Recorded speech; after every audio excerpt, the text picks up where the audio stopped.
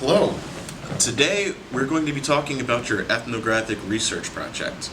In particular, your field notes. What are field notes, you ask? Well, I'll explain.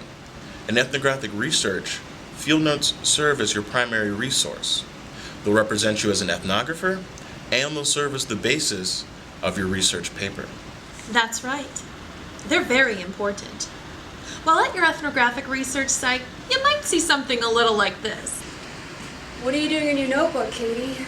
I'm taking field notes. That's right. People might actually talk to you. In fact, they'll probably even be able to see you. When you're taking field notes, you're not actually invisible, and you might look something like this.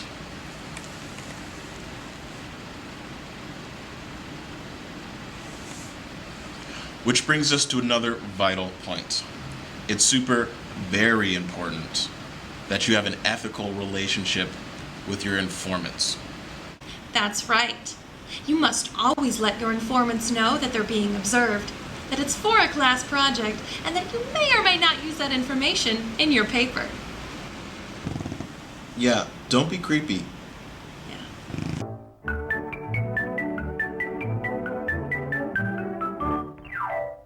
Okay, do you understand what field notes are for?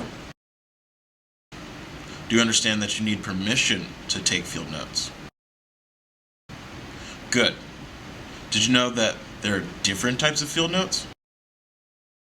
Crazy, right? There are head notes, which you take in your head, jottings, which you write in your notebook, and interviews that you do with another person. Right. The important part with your head notes and your jottings is that you capture the mood, the textures, the atmosphere, the behaviors of the people in your cultural site. You want to focus on the unique things. You should be asking yourself, what do the surroundings look like? What do you hear? What do you smell or taste if you're going that route? Is it intellectual? Is it competitive? Is it ritualistic? Is it sexually charged? Let's hope so. The notes don't have to be perfect, just creative and useful. In addition to your head notes and jottings, you may want to conduct some interviews in order to bolster your research. Let's look at a few do's and don'ts of interviewing. Make sure you're prepared for your interview. Know what you want to ask ahead of time. Also, make sure you stay on topic and don't interrupt your subject.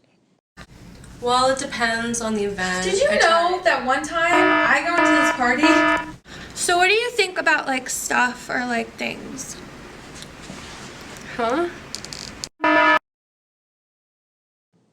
Make sure you convey general interest in your interviewee. Be an attentive listener. Let them feel comfortable.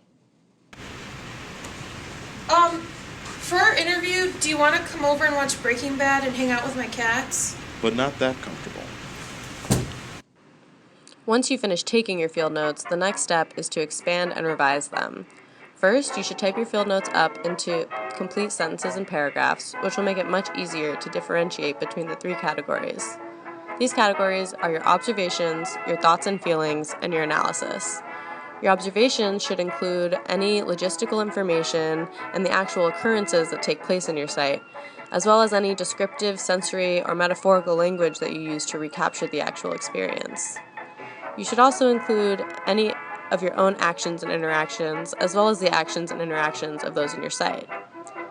Your thoughts and feelings will be your initial reactions to your observations, where you consider your different roles as a participant, an observer, and as a researcher. Here's where you should consider the associations your observations bring up regarding your own life and how you feel about the process overall.